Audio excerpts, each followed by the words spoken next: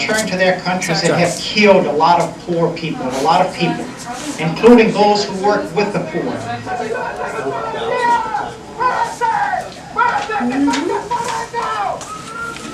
As a Catholic priest, as a U.S. citizen, I really feel a responsibility to speak out against that because it's not out there in El Salvador. This is not in South Africa. We're talking about a school of assassins right here in our backyard, being supported and financed through our tax money. It's being done in our name.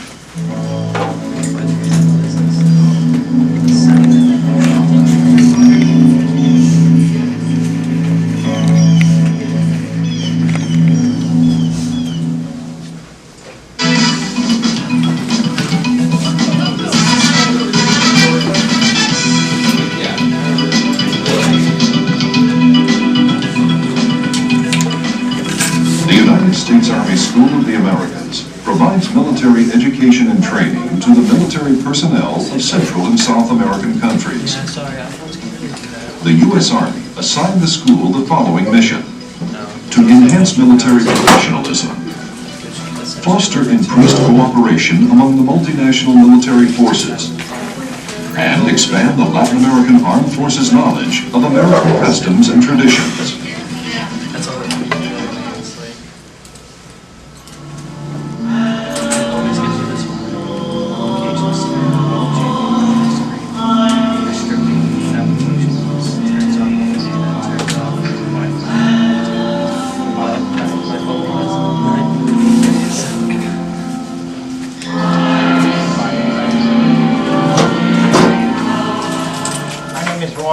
I'm a missionary with the Marymount Order, and it's a joy and a blessing to be at your beautiful cathedral this morning.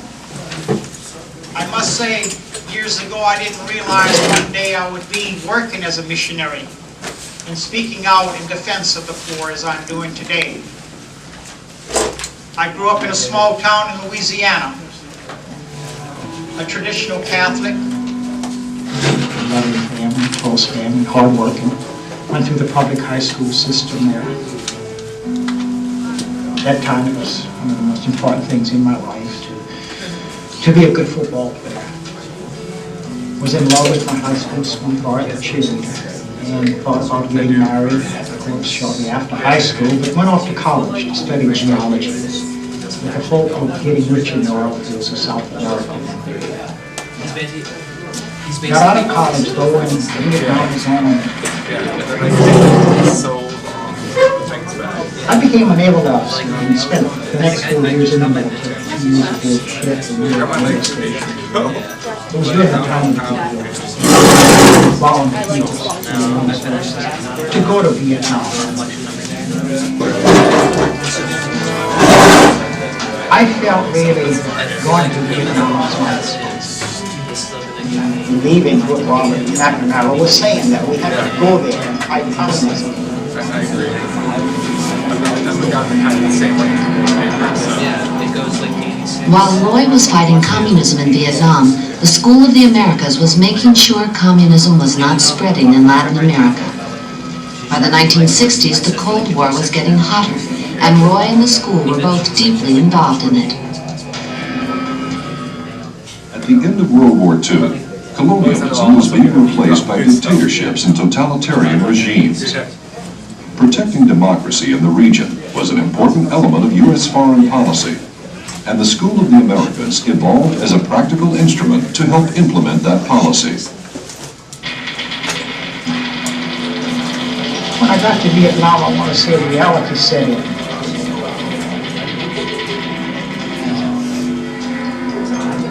I was changed by the death. I saw the violence, the suffering, the pain.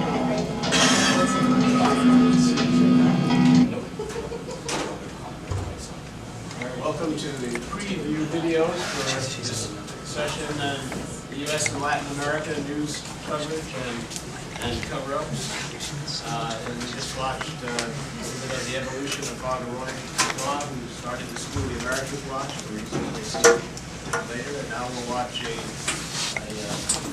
preview of something called Our Forgotten War, with the question of how could a war that costs so many billions and kills so many tens of thousands of people die. See how that might be. Tonight, on Frontline, the conflict in Central America, which the headlines ignore, El Salvador. The U.S. has spent nearly $3 billion here. But many people say the real problem is not the communist guerrillas, but poverty and despair.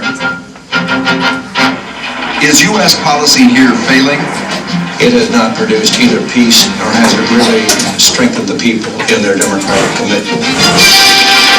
Tonight, our forgotten war.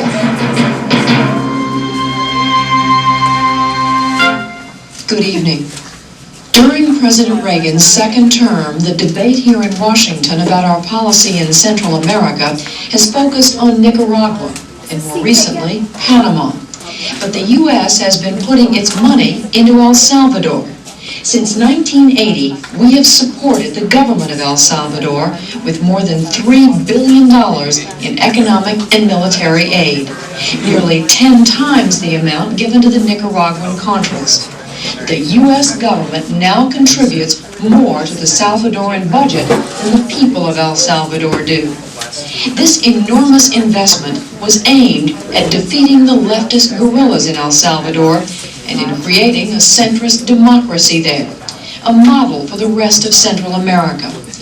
Tonight, Frontline examines the impact of the American program in El Salvador. The people of El Salvador, we've heard, weren't ready for democracy. The only choice was between the left-wing guerrillas and the violent right. And many insisted that it was the guerrillas that truly had the backing of the people. But with your support, we were able to send help in time.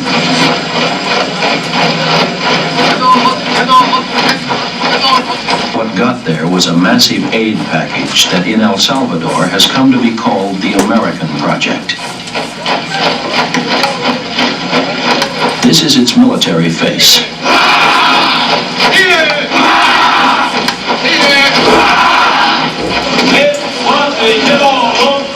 A barricade of humanity and steel in the path of hemispheric revolution.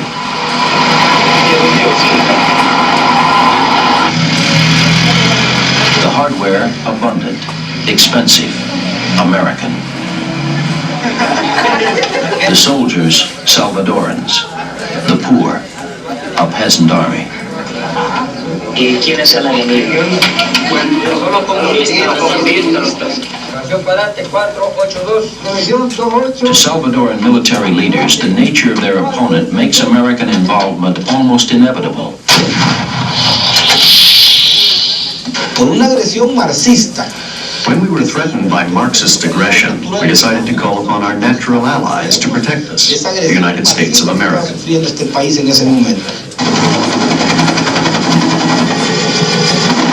Since 1980, U.S. support has transformed the Salvadoran Army into Central America's most technically advanced and fully equipped military. An army fueled by hundreds of millions in U.S. tax dollars. Polished and oiled by American advisors, and supported by a U.S.-supplied fleet of warplanes and helicopter gunships.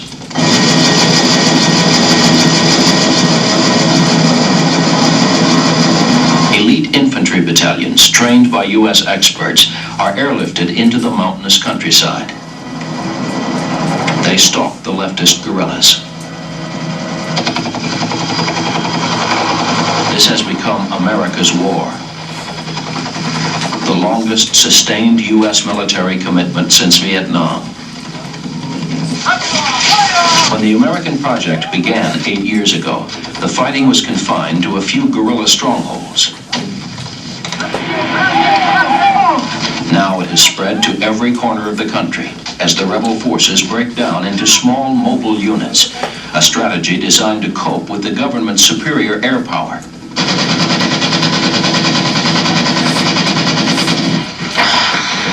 A strategy that has led the Salvadoran army to spread itself thin.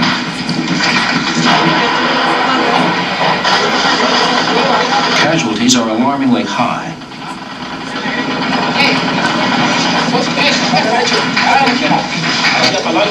As As many as 1 in 10 soldiers are killed or wounded every year.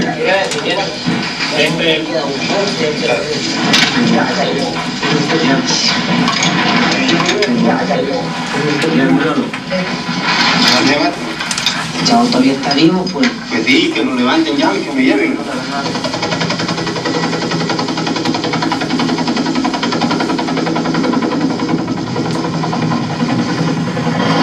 After nearly a decade of war, neither side has a clear advantage. The numbers of casualties are disputed, but it is estimated that more than 100,000 Salvadoran citizens have been killed in the war or political violence since 1980. Welcome to this special open session of Analysis and News, the U.S. and Latin America news coverage and cover-ups. We're talking about things that don't usually get into the news media for reasons that most of my students in the class will understand. We'll see who our guests are here today. As I have you introduce yourselves very briefly, I'll be playing some video, very dramatic video that is from the annual protests against the U.S. Army School of the Americas. How many of you here have heard of the U.S. Army School of the Americas? Most of you have not. It would be great, it would be fabulous footage if the news media thought to cover it in Fort Benning, Georgia. But as I used to set up multiple recording devices to cover all the coverage of it on the news, and found there's basically no coverage of it, even from CNN, which is based in Georgia. So as you watch some of this calling out the names of the people who've been killed by people trained by the United States, I'll show you what also is on CNN for hours and hours and hours. I'll have that running without oops. Okay. So first, who are our visitors? Hi, I was here last week too. Maury Lee, I'm a professor of physics here at UNH and enjoying something different from physics.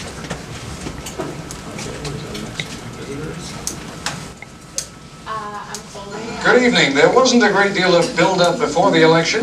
The news media define much of our world. More than any other institution, they tell us. Okay, sorry.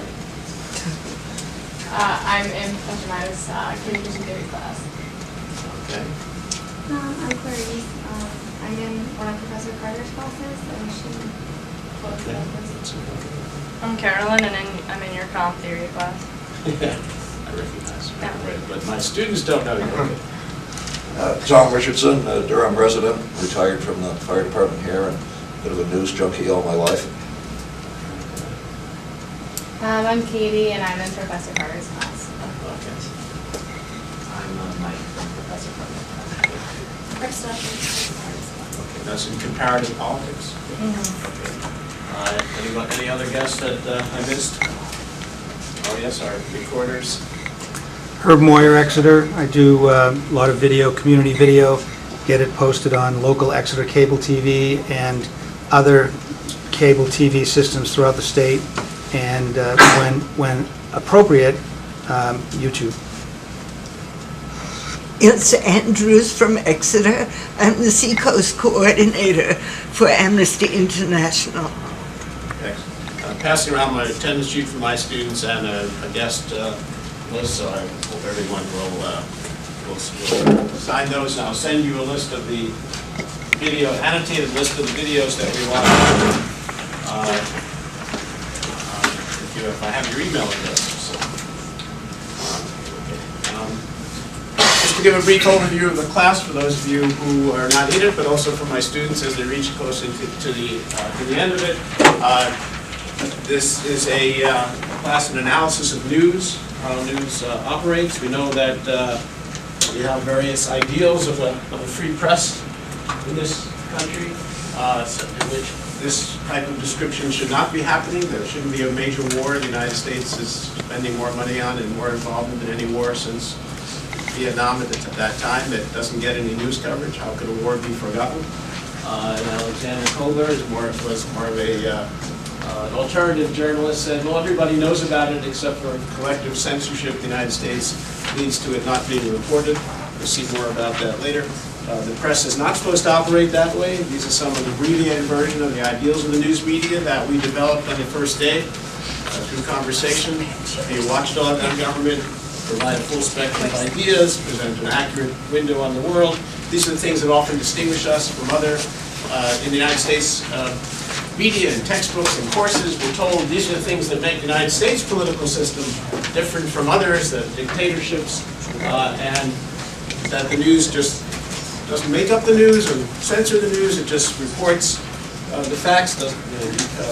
We don't make the news, we just report it, we report the facts, and we tell the who, the what, the when, the where, the why, and the how. We just describe the relevant information. This is an abbreviated version of a model we use in this class.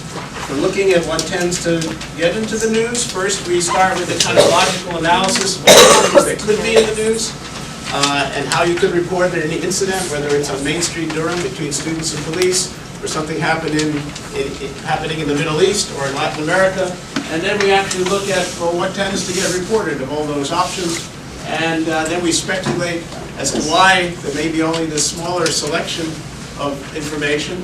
And then we get a lot of agreement on the first two, less agreement, but interesting discussion on the third, and not necessarily any agreement on the fourth, since some people think you need to protect officials and don't report bad things on them, don't say bad things about the United States. You're somehow with the enemy, whether it's the communists or the terrorists. So we don't ask for any agreement on the last item. We also, in the observation, have seen various patterns that some types of sources tends to dominate the news. Most news in the United States is actually official news. The White House, the State Department, officials, locally the mayor, the governor, and so forth, and police chief, or UNH officials. And that's much harder for average people to get their versions of reality into the news. We often see various themes that repeat themselves in the news over and over again, regardless of what happens. And so news is in some way old. You see repeated patterns. And in terms of timing, stuff that happens all the time, which can be incredibly significant. Whether it's racism or sexism or trends like pollution, the infrastructure decaying, fire safety hazards, bridges rotting. Well, that's not really news by most definitions. When the bridge collapses, that's news. When there's some major crime, when there's some major fire, something that can fit into a 24-hour period, that tends to be news. So things about bee colonies collapsing, pollution, the amount of people in prison in the United States, all those sorts of things that happen every day, that continue to happen, tend to get much less news coverage than something that just happened.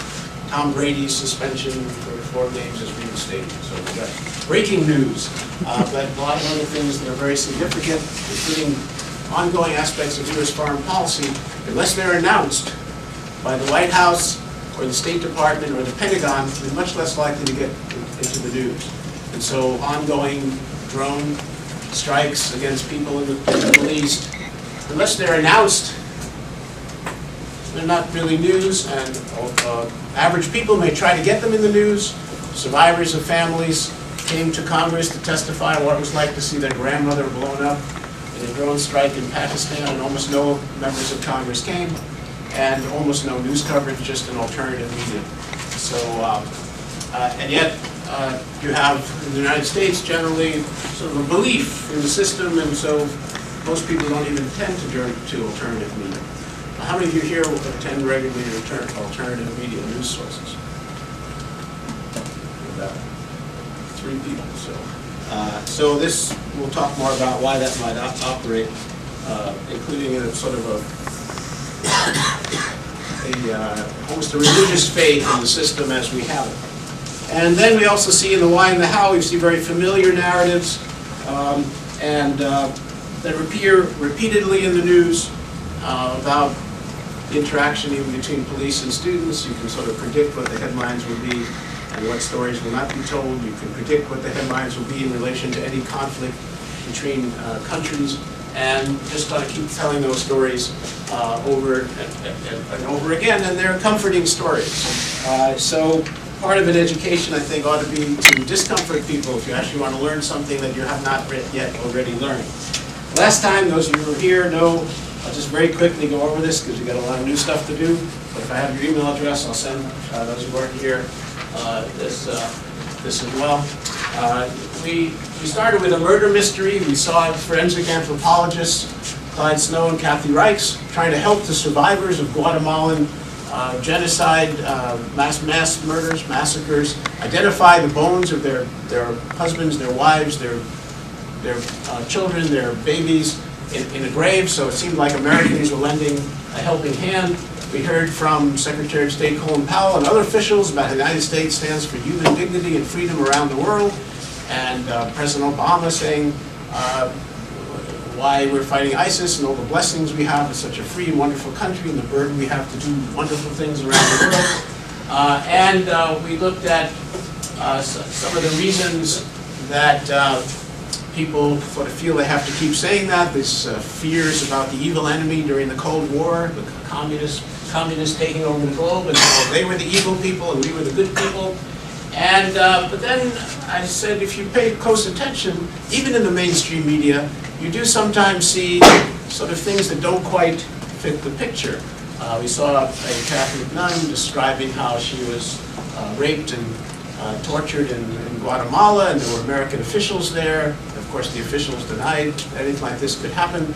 We saw an American Harvard-educated civil rights lawyer who had married a Guatemalan rebel suing in the Supreme Court about she could have found out things to save her husband's life, and people don't know if she's a saint or not. It was sort of like a little puzzle, and then we listened to a brief exchange with veteran journalist Edwin Newman, well-known journalist, where he was asked about a colonel working for the CIA in Guatemala, about torture, about murder, and he gave a very interesting answer, which was not quite an answer. He said that U.S. journalists, we don't do a good job of covering Latin America. Why? Well, because U.S. journalists don't like being critical of American policy. But then he left out why anybody would need to be critical of American policy.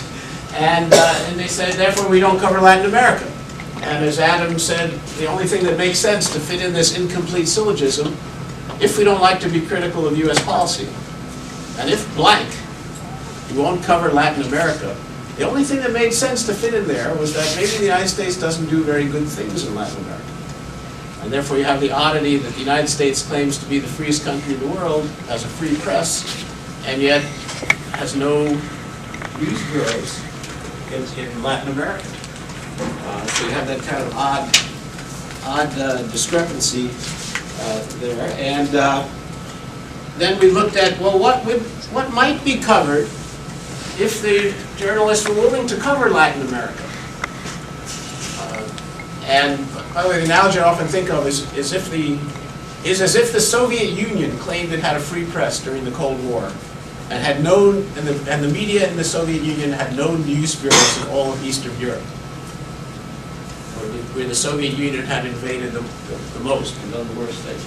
So then we looked at a video that suggested why journalists hesitate to talk about Latin America. We looked at the United States overthrowing overthrowing, just as a sample of what they did the year before they went to Guatemala, of organizing a coup against a democratic, secular leader in Iran in 1953, and setting up, restoring the Shah, the King of Kings, to the throne, setting up his secret police, which killed and tortured tens of thousands of Iranians, and set the stage then for the Islamic Revolution that overthrew the Shah after 26 years of U.S. supporting this horrific dictator.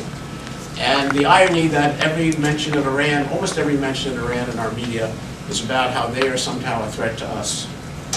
And my students recently saw a clip about Erin Burnett, CNN, saying that Iran had escalated the tension in the United States by shooting down a drone that the U.S. had sent over Iran.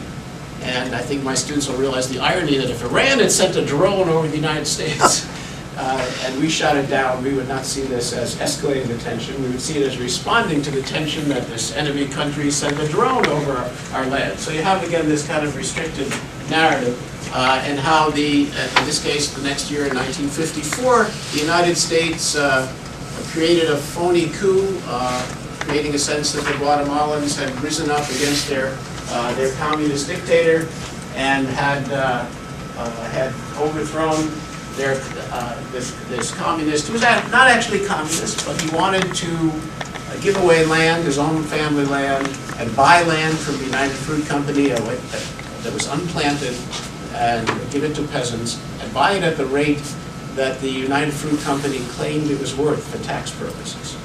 And that was enough for the Eisenhower administration to go in and overthrow him. They set up a dictatorship that killed, now estimated to be 200,000 Guatemalans. And Guatemala is still a complete wreck. One of my friends, my son's friend's mother's was Guatemalan. She was going to come to one of these sessions, and then she's just too afraid to come. She thought, even to this day, that 60 years later, that her family members might be killed if she said anything in the class here. So it gives you a sense of that.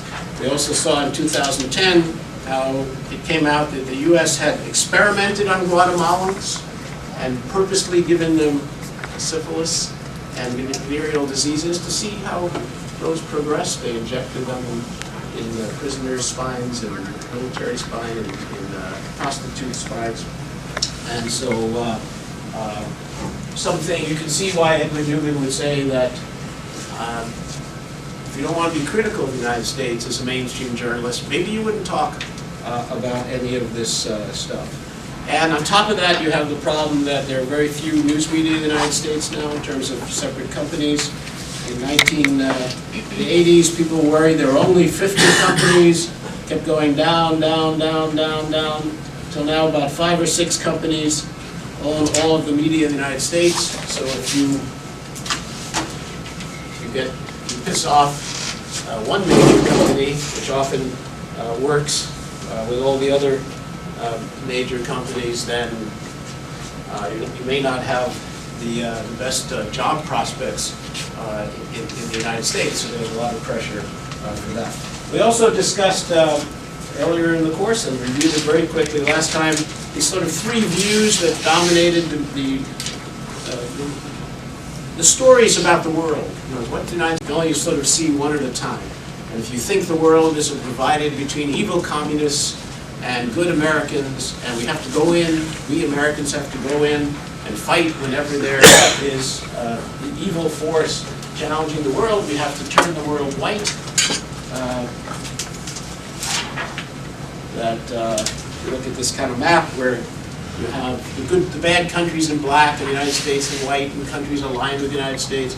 Well, then it's hard to see other images of the world, including that maybe people everywhere want to control their own resources, want to control their own governments, don't want to have their children's heads cut off and put on spikes, and a lot of other horrible things that have happened, and that both during the Cold War era, that both the United States and the Soviet Union often intervened in that system. So it's hard to see that at the same time that you see the Cold War, and also if it seems a little too complicated to talk about history and context and theory, and you just do what the image that dominates in American media right now, that the United States just goes around the world trying to help people, and for some unknown crazy reason terrorists attack us, and you're just worried about terrorism and all the horrible things Al-Qaeda did and ISIS does. Well, it's really hard to think about those other 2 images. So we tend to see one of these images at a time, and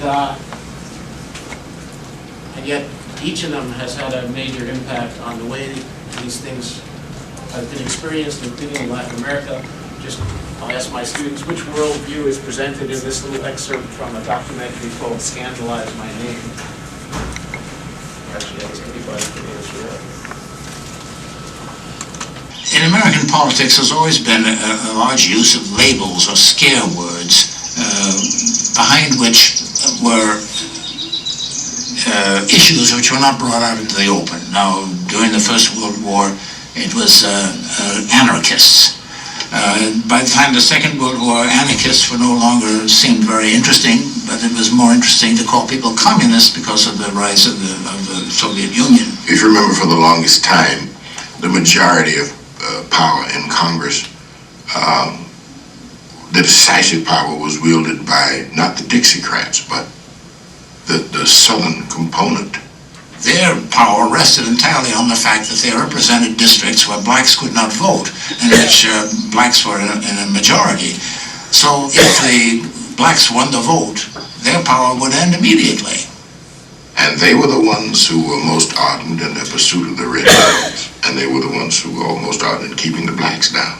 We know that to J. Edgar Hoover, an interest in improving the status of the Negro was a communist symptom. Just as the idea of being interested in better relations with the Soviet Union was a communist symptom. In recognizing a communist, physical appearance counts for nothing. If a person consistently reads and advocates the views expressed in a communist publication, he may be a communist. Before McCarthy came along, the industry, both Hollywood and broadcasting, had already established what McCarthy was accused of doing, sort of terrorizing the people who worked in it. I can remember very well when I first saw Red Channels, because it was my 42nd birthday. I happened to wander into a bookstore, and there was this thing, Red Channels, with a microphone and a red hand over it, and I picked it up to look at it at $1, and I suddenly saw what it purported to be, a documentation of a conspiracy to take over the broadcast media for the Soviet cause. That's what it said it was, and this was a list of 151 people that showed who these conspirators were. The point of this book was everything you wanted to know about every writer or performer, and most of these people were well-known performers who had appeared at functions during the war and had been supported by the War departments, and Mrs. Roosevelt, who herself was suspect. What they are being condemned for was all the things that had been liberal impulses over the last 20 years. More rights for the Negro, civil liberties, better relations with the Soviet Union, peace. Red Channels was the beginning of it. But this was such a nice business that other agencies grew up and did the same sort of thing. There was an organization called AWARE, which very aggressively began to list other people who were not in Red Channels. There was a publication called Counterattack. There was one called AWARE, and then there was the Attorney General of the United States of America, who had his own list. The State Department had a list. J. Edgar Hoover and the FBI had a list. The Ku Klux Klan had a list. All the white citizens groups had a list. Some unions had a list. All right, so which worldview is presented there? They're describing which one? Is it the Cold War, the human rights, or what Daniel Halen calls Fortress America?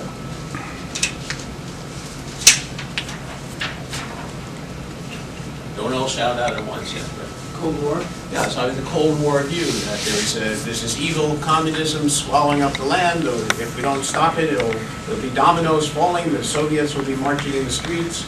There were all these movies about children being indoctrinated in schools and coming home to their parents telling them there can't be any religion, there can't be any questions, you have to follow the government. And my generation was raised, Professor Lee's generation, fearing the communists, and we have to duck and cover in schools to protect ourselves from the bomb that was going to drop.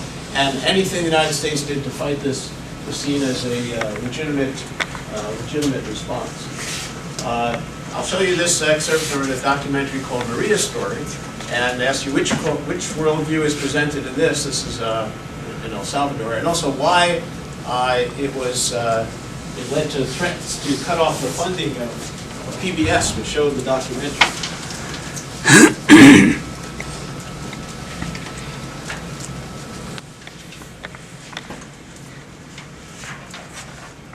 school. She wants education, she wants health care, she wants food, she wants housing. And I think that the way that guerrillas or the FMLN tend to be portrayed, the way that people understand them, is some sort of ominous force threatening our lives. And I think that what people might gain from this film is a sense that, no, they don't want anything from our lives, they want their own lives. And they want to have the same kinds of things that we take for granted. This program is a co-presentation with the National Latino Communications Center.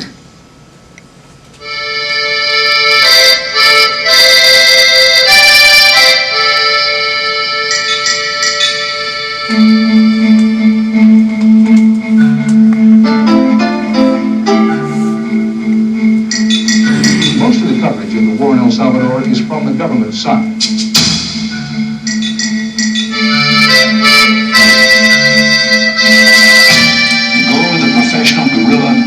In Central America is as simple as it is sinister. To destabilize the entire region from the Panama Canal to Mexico.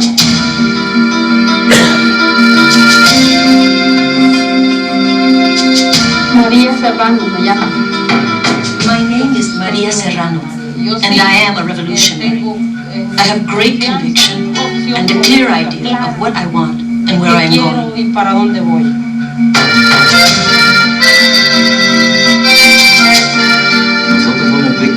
We are victims of Marxist-Leninist aggression. The FMLN only wants to take power through violence. I'm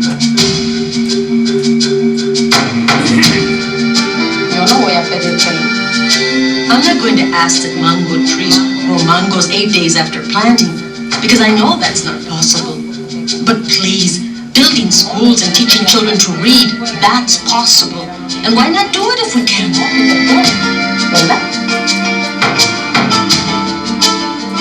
The question is, why are we supporting El Salvador? No, the question was, why are we killing priests in El Salvador? President, Christianity is trying to do a job for democracy, and the left-wing guerrillas must not take over El Salvador.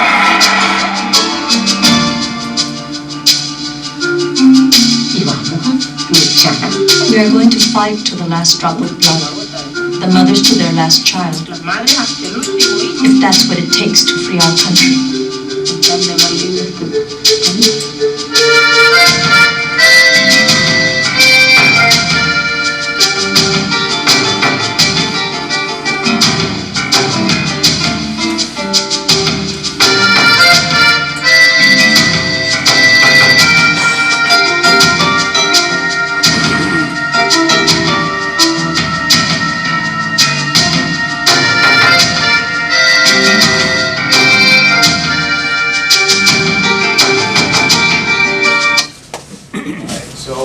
She wants schools, she wants food, she wants housing. So which worldview is that?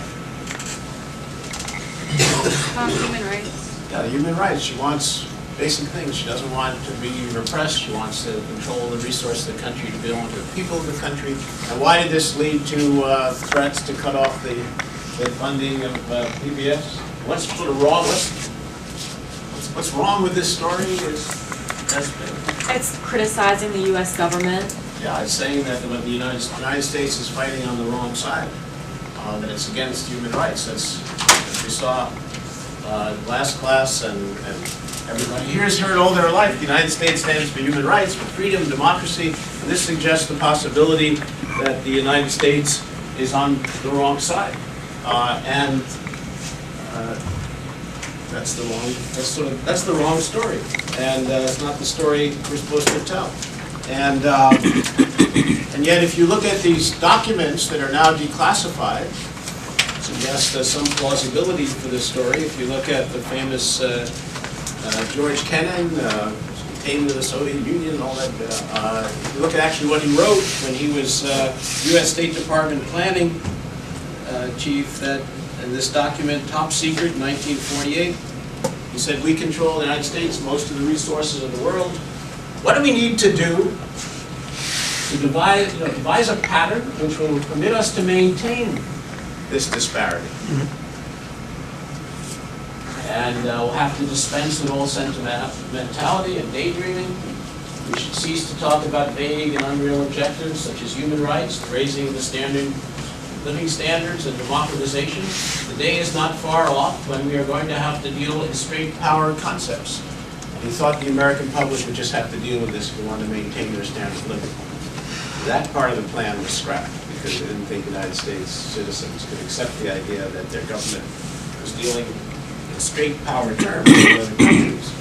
You had to say at least that you're being benevolent and fighting for human rights, all the things we saw last time, all the officials saying how the United States stands for freedom and human rights. And you had to not talk too much about any pattern of engagement anywhere. So you don't mention the overthrow of the government of Iran.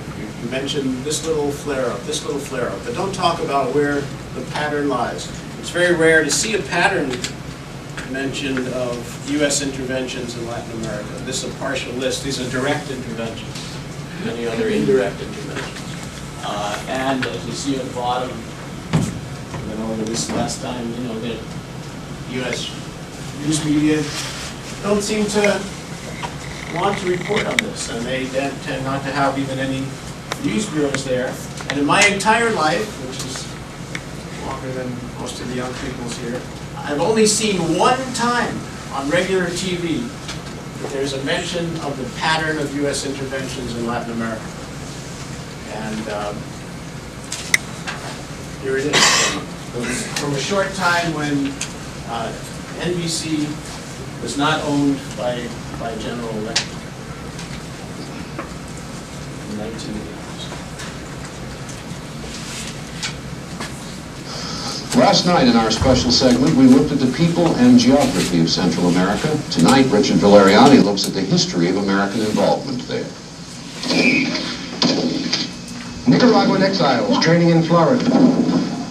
A buildup of American military advisors in Honduras, next door to Nicaragua. Many people are asking if the United States is preparing to intervene militarily in Central America once again.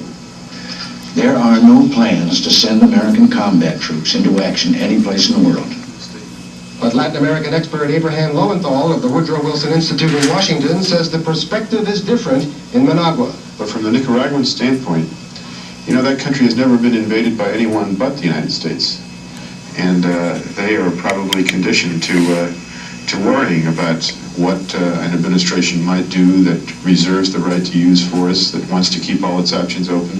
So from their standpoint, they don't have to be crazy to be fearful. U.S. Marines intervened repeatedly in Nicaragua's internal affairs during the early 1900s to put down rebellion and to protect American commercial interests. Not until 1933 did they withdraw for good, leaving behind a dictatorial dynasty established by Anastasio Somoza, a U.S.-trained National Guard commander. It was President Theodore Roosevelt who provided the institutional rationale for intervention. His corollary to the Monroe Doctrine claimed America's right to exercise police power in this hemisphere. When the building of the Panama Canal was blocked by Colombia, Roosevelt simply helped carve out a new nation, Panama, and then made a treaty with it. Under General Smedley Butler, the Marines turned the Caribbean into an American lake during the early part of the century. Butler boasted about his role, writing, "I helped make Mexico safe for American oil interests. I helped make Haiti and Cuba a decent place for the National City Bank boys to collect revenue in. I helped pacify Nicaragua for the International Banking House of Brown Brothers. I brought light to the Dominican Republic for American sugar interests. I helped make Honduras right for American fruit companies." Under President Franklin D. Roosevelt, the United States sought to improve relations with the other countries of this hemisphere. Roosevelt declared a good neighbor policy, and direct military intervention stopped for a while.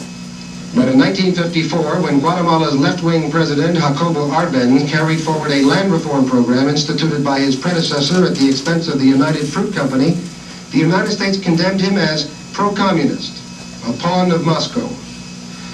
With President Dwight Eisenhower's approval, the CIA went to work organizing, training, and arming an exile force which overthrew the freely elected government of Arbenz. 7 years later, a similar operation failed miserably at the Bay of Pigs in Cuba.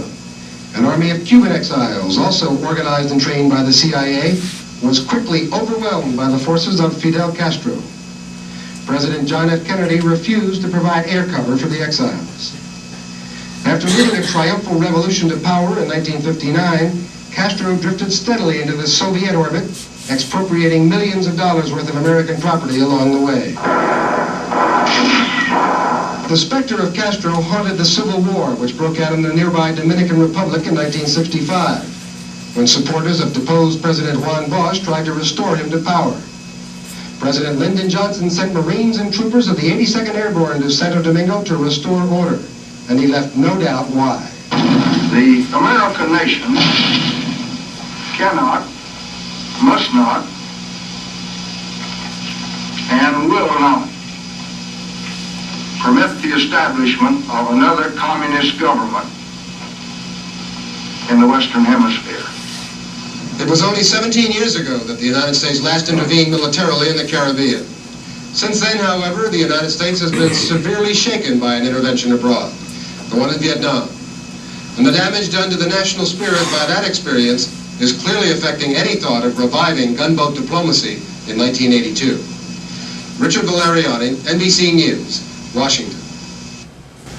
Well, not that dissuaded, because the next year, Ronald Reagan invaded the island of Grenada, claiming that American medical students were at risk there. As my students saw, 12 years later, one of his disinformation officers admitted that actually the Grenadians had said, if you're worried about the students, just come and airlift them out. And that the reason for the invasion was to show the United States could fight and win and get over the Vietnam syndrome. And I called NBC, by the way, some years ago to ask about Richard Valeriani, the one who just gave that unusually, by the way, wordy, it's got a lot of words in it, right? Because it's trying to tell a more complicated story than you usually hear. And NBC News said, who? They didn't know, they had no record of Richard Valeriani. I think he didn't make, this was not a report that was a career-making report. And again, this was during the Cold War, and you know, all these things were seen as evidence of communism. As you saw in that little clip from Scandalize My Name, and also raising any questions in the American media about America. And generally, you know, we don't ask questions, and our officials, like George Bush, Herbert Walker Bush, when he was asked about the evidence that the United States was in Iranian territorial waters when it shot down an Iranian civilian jet in its own flight corridor, he said, I am not in the business of apologizing to the United States. I don't care what the facts are. And we just don't apologize. When journalists apologize, they tend to be condemned as with the enemies. So it's interesting to see a journalist who's often framed as being too liberal to be in the mainstream, Dan Rather, from what people call the Communist Broadcasting Network, CBS, when he was asked by Larry King in October 2001, you know, why would anybody hate us? And so does he give any of this, any kind of hint of this history, these patterns? And also I'd ask you a little preview question about that, is if people want to come to the United States, does that mean that they are fans of U.S. foreign policy? No, there's no connection really. In fact, since the U.S. does not routinely bomb its own citizens, it's not a bad thing to get out of countries where you're being bombed by the U.S. or its allies or anyone, and to come to the U.S. So whether people want to come to the U.S. or not, because I agree we have great freedom in this country, though the freedom is often used to not ask any questions, which is interesting. We're told we have the freedom to ask questions in this country, and yet when I ask students, so what are the questions that you ask about the country? They don't have that much to say. Or we have the freedom to check on what our government is doing, and often, well, do you check on what your government is doing? In dictatorships, people crave any information they get. They listen to shortwave radio, now they use the internet, they speak to visitors, they try to travel, all these things that actually threaten the structure of the country there. In this country, we're told we're free, and people usually freely ignore any opportunity to find out what's what might not fit the picture that we're often given. And also the fact that Americans individually are maybe liked by some people. Does that in any way address why people somewhere in the world might not like the policies that you see in that little rare clip of overthrowing governments and setting up dictatorships? Does that have any, is evidence that Americans are maybe liked individually? Does that in any way say that there's no reason why anyone anywhere would dislike actions of the U.S.? There's no connection, right? No connection. So let's see how Dan Rather answers this question of why anyone might dislike the United States. This is rather simple. You've traveled extensively abroad.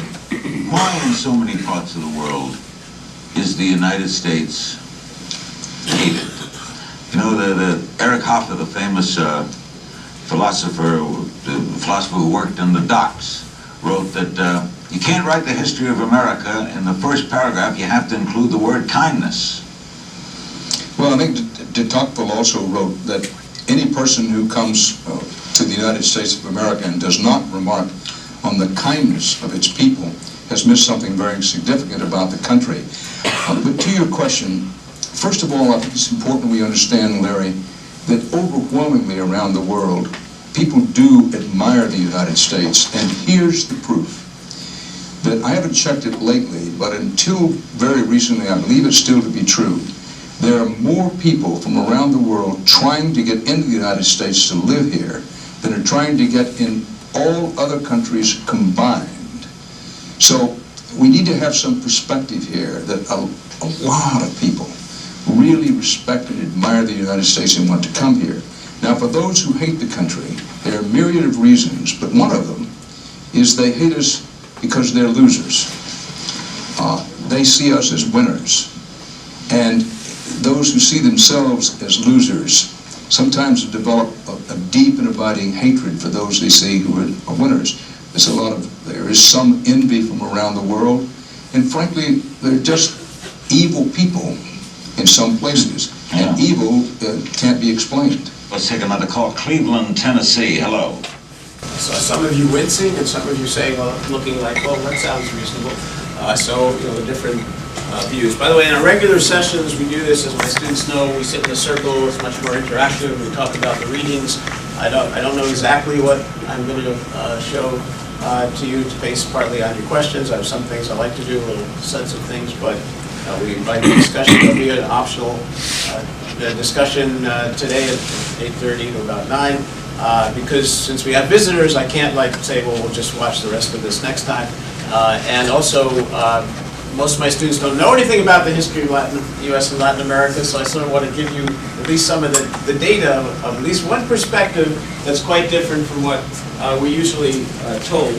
And even in the video that you saw where Richard Valeriani says that Smedley Butler boasted of his role, this is not quite true. Smedley Butler was horrified by what he did, and he spent most of his time being a high-class muscle man for big business, for Wall Street and the bankers. He gave this speech at the American Legion, and that he thought he gave Al Capone, the gang boss, a run.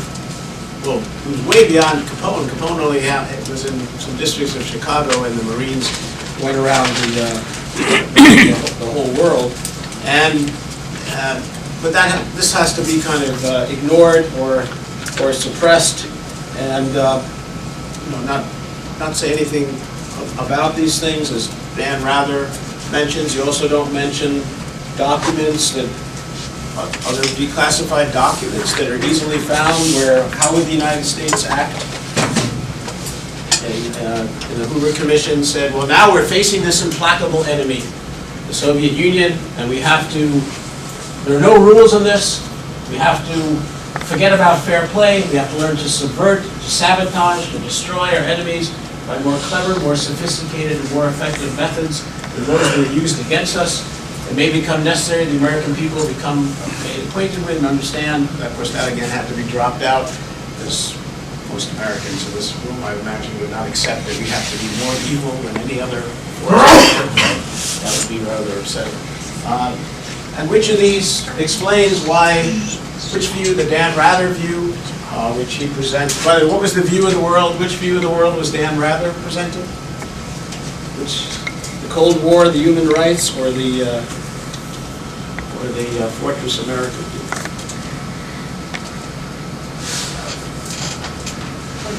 Yeah, Fortress America, that the United States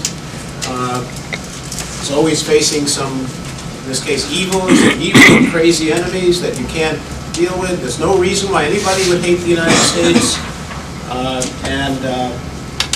We're in this life and death struggle with some evil foe, and they're crazy with no reason they could possibly have for being just upset with the U.S.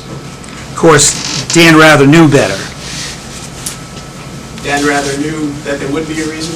He knew better than to say that there were no reasons for people to hate the U.S., other than their being losers.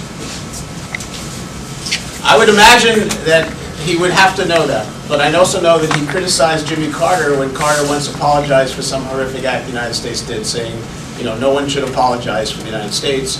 And then he also said when he was on the Letterman show, which he later tried to back off it, but, you know, George Bush is the president, and, you know, wherever he tells me to stand on my head, I'm going to stand on my head, you know, so that he wasn't actually acting as an independent States engages in massive propaganda, which Noam Chomsky argues actually a much more effective means of control than to try to threaten you with violence. Because if somebody came into the room now and dragged me out, even those of you who thought I was saying so far was crazy would say, hey, what are you doing? And then if they drag you out, then your friends would say, hey, what are you doing with her? Why are you dragging her out? And that becomes an impossible system to control. You need so many people to control it. And and every system, Noam Chomsky says, wants to control the behavior of its people. Threatening them with violence is very crude, very ineffective, and as soon as the threat of violence disappears, people overthrow the government. So he says much more effective, and I used to not believe this until I saw how hard it was for people to even understand what he's arguing, just to say what he's arguing, even if they don't believe it, or to even be able to process the film I'm about to show you. He says propaganda is much more effective because you get people to believe. Then, as my students tell me, like their parents will just shout at them about something they learned that contradicts that. They won't even listen. They won't look at any evidence. They'll write nasty letters trying to have people who raise these questions fired. If you have propaganda operating, people believe, and then who controls their behavior? People themselves. People control their own behavior. Even try to control the behavior of anybody who raises any questions. The interesting thing about this video is that I've had entire classes say they never saw it. I said, don't you remember, in some cases I stop it and say, which worldview is operating there? And no, we never saw it. And there's a worksheet in the manual for my students. I'll pass it out to our guests too. It's Making the News Fake, which is a takeoff on the New York Times saying all the news that's fit to print. And so try to pay, I tell you this now, try to dare you not to forget that you saw this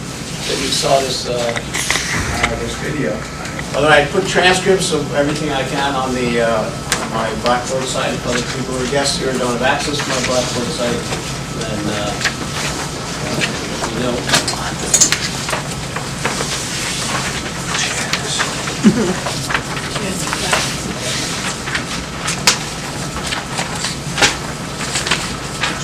Wait, Cameron, did you get one? Nope.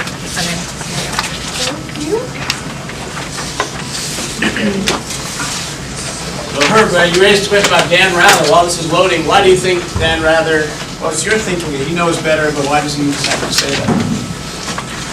Well, I'm also thinking of his efforts to discredit, and I think correctly so, discredit George W. Bush in his military effort to avoid the draft in Vietnam. They seem to have had pretty solid evidence that former President Bush did indeed try a number of things to get out of service in Vietnam, and they ruined Rather's career for that effort.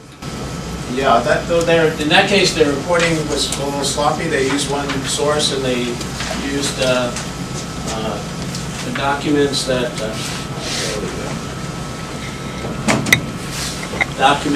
were questionable if their authenticity similar to those had existed.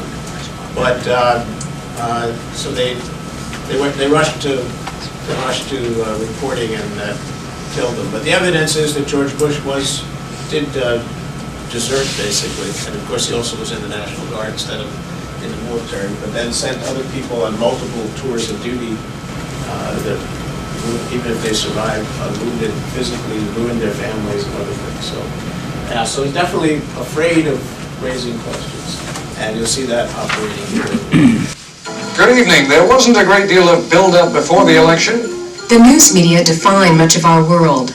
More than any other institution, they tell us what is true and what is false, what is important and what is insignificant.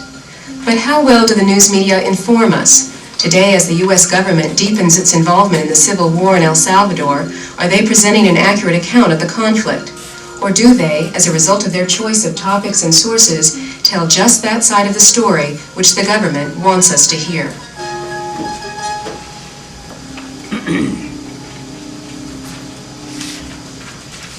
El Salvador is a small, crowded country in Central America. The vast majority of its people are very poor. They toil for low wages in cities or in the heat of the countryside. For most of this century, a small, tightly knit group of families has controlled the nation's wealth. Their allies, the armed forces, have run the government for the last 5 decades.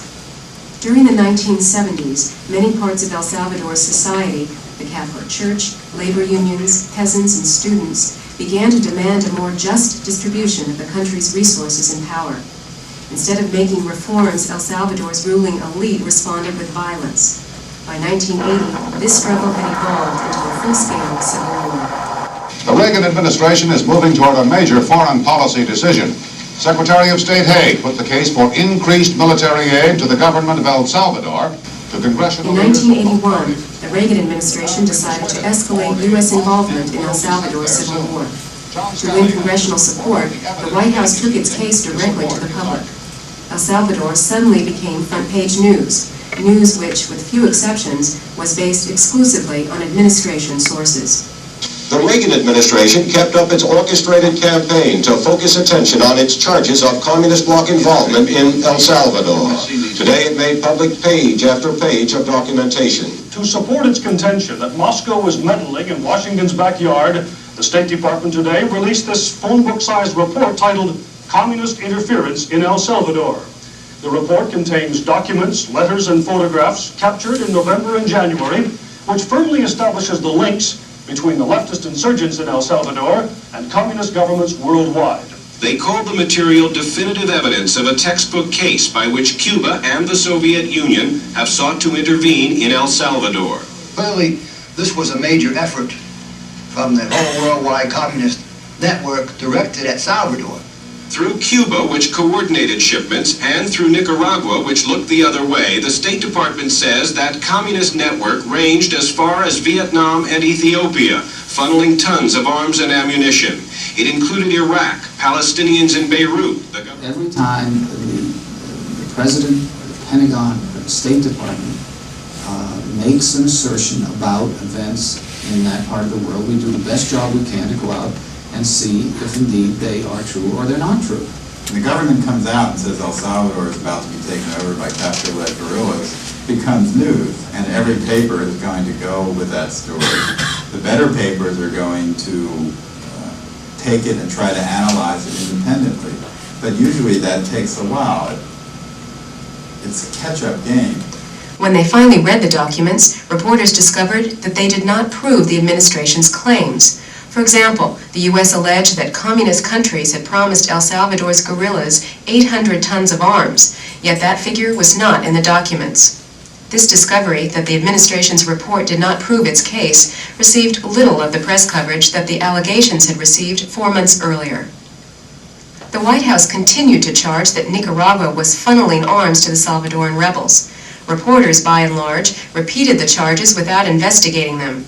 At a 1984 press conference, for example, the administration tried to prove that Nicaragua was using a shrimp boat to smuggle arms to the Salvadoran guerrillas.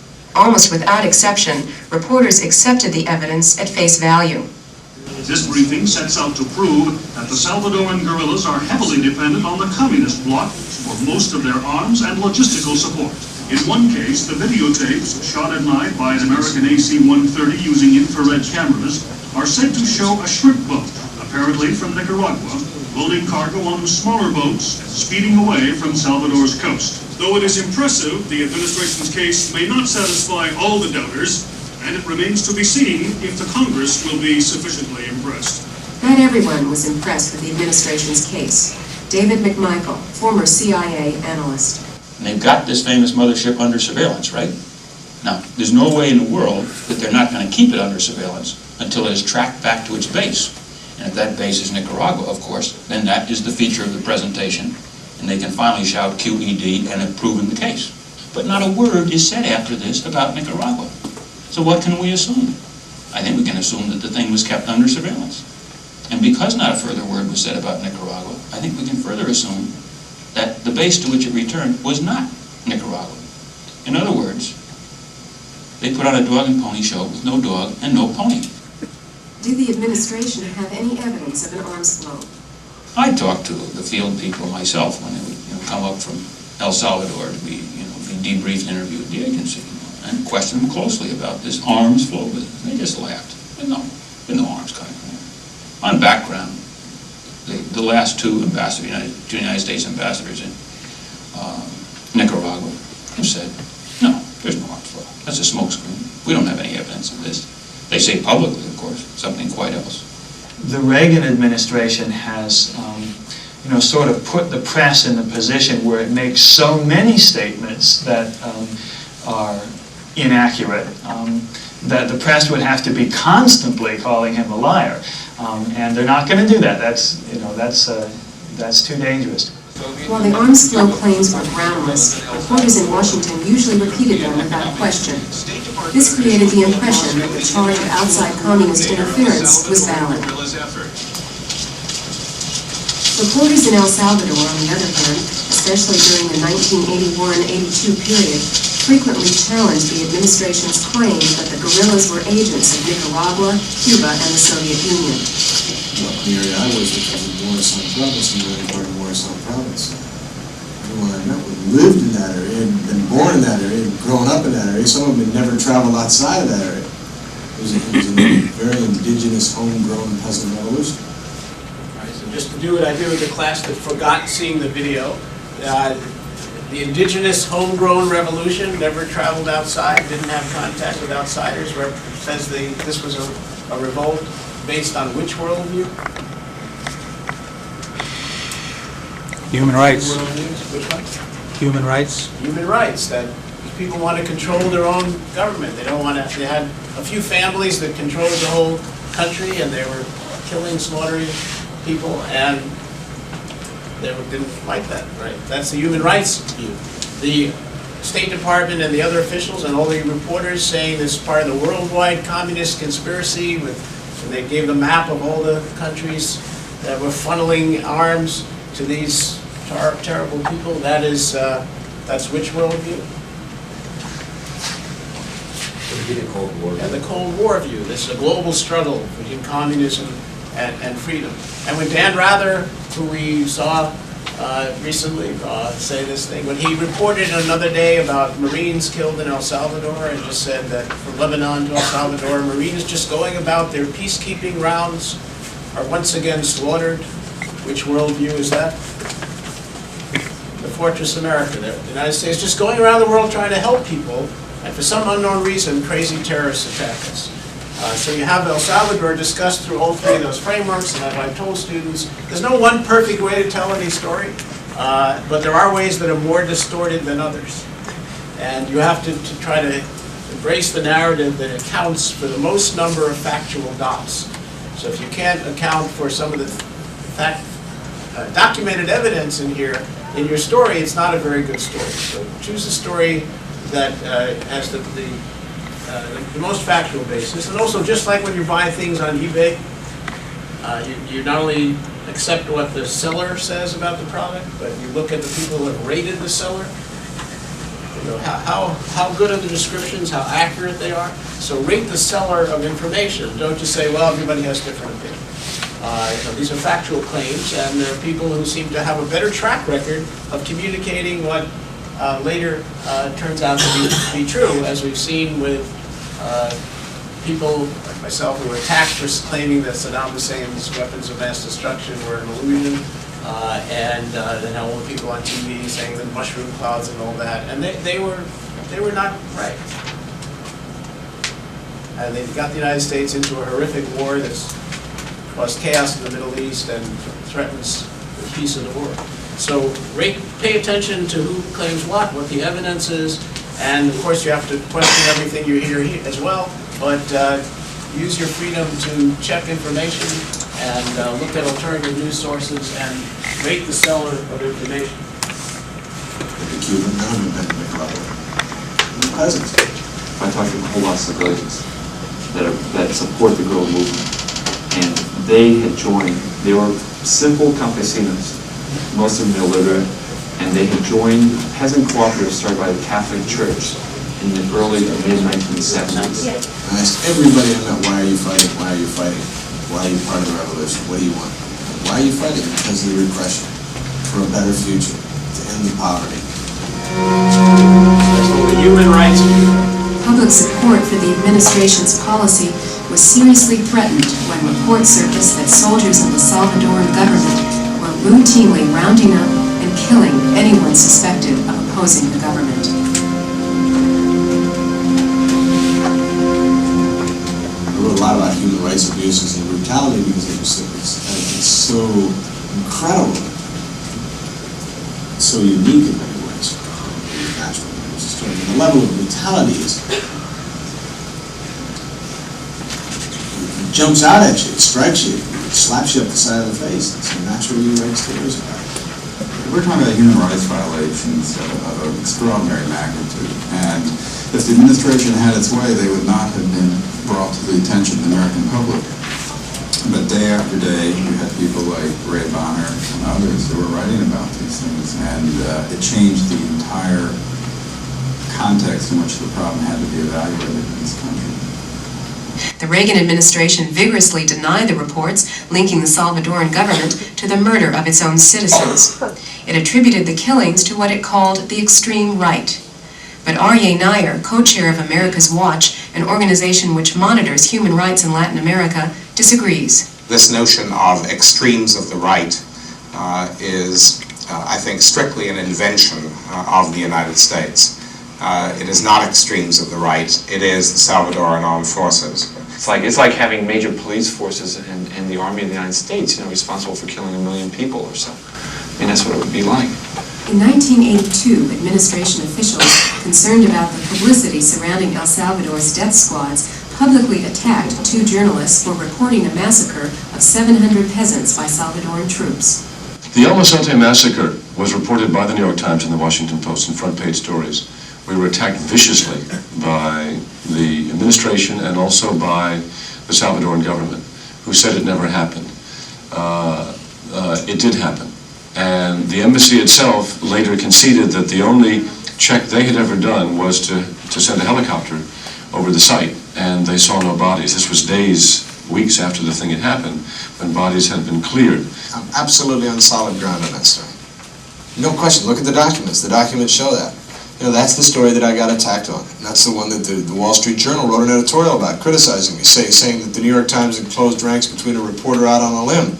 The documents show that the reporter was not on a limb, I was not on a limb. It was the administration denying what I had reported and what Alma Guillermo Prieto had reported in the Washington Post. No, that story stands. Solid. While El Salvador's death squads received widespread attention, few accounts identified their political purpose, which was to eliminate opposition to the government.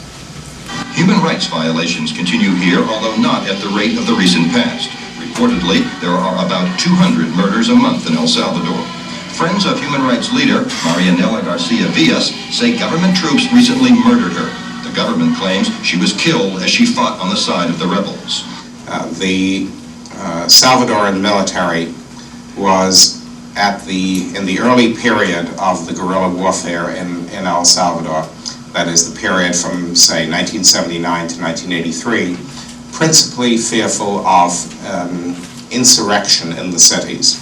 And in order to cut off the possibility of insurrection, they systematically slaughtered those persons who might have provided leadership for insurrection, that is, labor union activists or church activists or teachers, university faculty members. At that point, when you could get tens of thousands of people taking part in demonstrations in the city of San Salvador at one moment, there was a substantial possibility that a popular insurrection would take place. I don't think there is any such possibility today. I think the Salvadoran armed forces achieved their purpose. They wiped out the possibility of popular insurrection in El Salvador.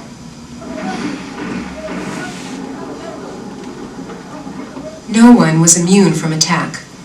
In June 1980, the Salvadoran military stormed the National University and forced it to close. At least 23 people were killed.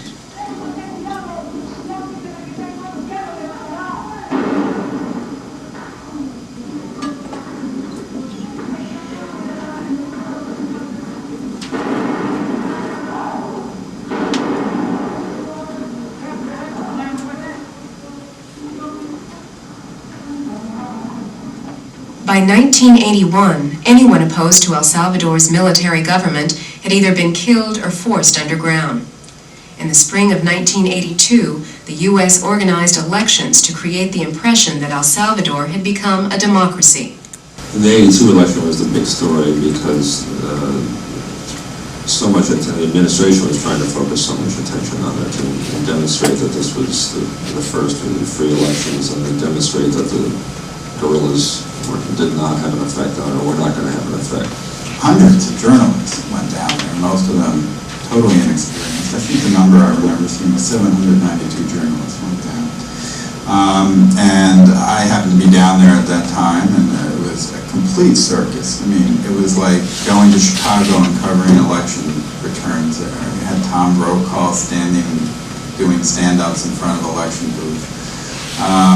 And of course, it was all presented as a triumph for Reagan administration policy, a triumph of democracy. This election was the centerpiece of America's policy here, and for a while it looked as if nobody would show up to vote.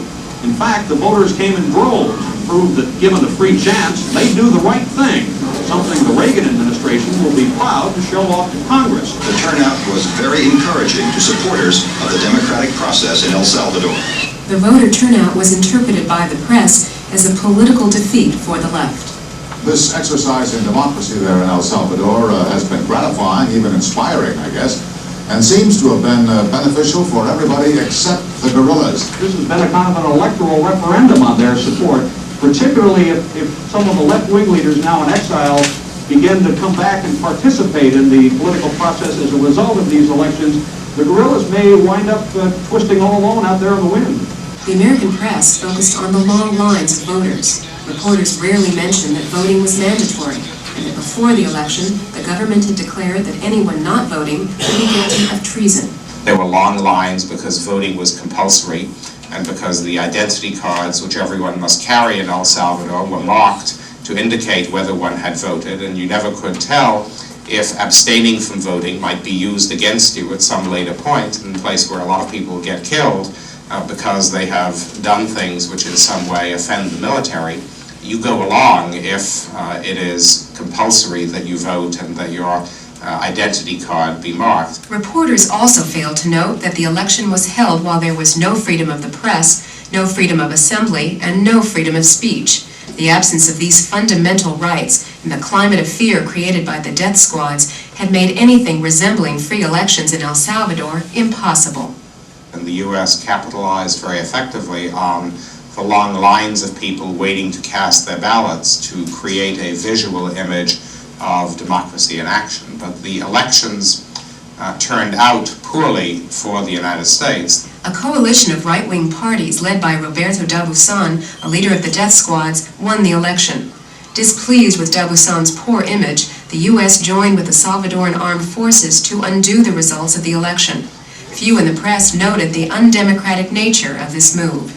The final tally is in now from El Salvador's elections. It shows that 5 right-wing parties will have an absolute majority in the new Constituent Assembly. That is not the political lineup the United States had wanted. And as Gary Shepard reports from San Salvador, the U.S. ambassador there is working hard to keep moderates somehow in control of the government. Finally, a banker who had not even been on the ballot was declared the new president. Here was an election that was hailed as this great democratic advance, and yet the U.S., in combination with the Salvadoran military, simply overrode the election, and the U.S. was praised for overriding the election in putting in this man who had nothing to do with the elections. It's an absurd result, but it worked in the sense of starting to create that image that El Salvador was undergoing a democratic transformation. One of the best illustrations of the consequences of that I've seen is a story that was done on the first anniversary of the '82 election. It's been a year since moderates won El Salvador's national elections and offered a hope of bringing peace to that Central American nation torn by war. The anchor's introduction said it's been a year since moderates won El Salvador's national elections. And that's not true. Moderates didn't win it. But that was the impression that we got from the news, and particularly I think from the way that it was framed in headlines in anchors' introductions and that kind of thing. It's very difficult to write a story that is out of sync with what everybody else is saying. And after the 1982 elections, everybody was pronouncing them a great victory and tremendous euphoria. And I had been in El Salvador, and I wrote a story that said, hey, wait a minute, the euphoria may not be justified because it's not going to bring an end to the war. You got to remember the left could not participate in these elections, so they're not going to lay down their arms. That was the essence of the story. The story as it appeared in the paper, absolutely stunned me. It was the only time I saw a story that just was very different than what I had filed. I mean, the headline of this, "For the Left, Big Setback." And that is not at all the story that I wrote. And I was told later that that was one of the most heavily edited stories I ever filed. It didn't fit with what everybody else was saying. Consensus was beginning to build back home that things were different now in El Salvador. And yeah, I think that editors tend to be more careful about a story that departs from that than they are about a story that fits in with it. You've got people on the ground and you know the story down there, and you get a scenario that's completely 180 degrees the other side from Washington's. Why you will automatically go with Washington, as some editors do, is beyond understanding by the reporters. I mean, that's the way it is. The Times editors weren't the only ones who took notice of Bonner's work. During the first half of 1982, administration officials, including U.S. Ambassador to El Salvador, Dean Hinton, repeatedly attacked Bonner and called him an advocate journalist. No, I'm not an advocate journalist. What does it mean? What he means is I was writing stuff that didn't fit what the administration wanted to hear. State Department, or the administration, and the right in general was very concerned about losing El Salvador at that point. So going after the New York Times provided a convenient approach.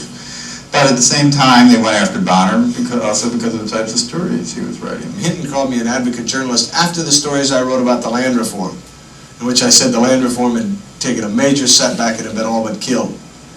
Was that right? Land reform took a major setback and has been all but killed. And if you look at the documents, the secret documents prepared at the time I wrote that story, in fact, my story wasn't tough enough. By the fall of 1982, the Times reassigned Bonner to cover Wall Street for the business section. One of the reasons the New York Times eventually brought Ray back from El Salvador was to get him out of the fire. I wish I were still in El Salvador covering the story. It was not my choice to come home, that's for sure. The reason he was brought back, well, he wasn't even brought back, he was left in El Salvador much, much longer than somebody temporarily assigned there would be left. When he came back basically to start what was going to be his job when he first was hired by the Times, which was to work in New York and learn journalism. He was a lawyer, he wasn't a journalist. That's why he was brought back. But the politically charged atmosphere was such at that point that people seized upon that as evidence that he was being summoned back. Most reporters saw in his experience the lesson that if you try to be thorough, if you try to be strong, if you try to tell in an unvarnished way what's going on in El Salvador, you're going to run into real problems back home. Political problems, problems with your desk, and so on. Reporters told me that that had an impact on the reporting. A lot of reporters said to me, I'm going to be careful what I write because I'm not going to get caught in the same buzzsaw that you did. It's very eerie walking through this basically bombed out, burned over, deserted wasteland. During the early 1980s, the government used death squads to eliminate the opposition in the cities. Since 1983, it has bombed civilians to eliminate the opposition in the countryside.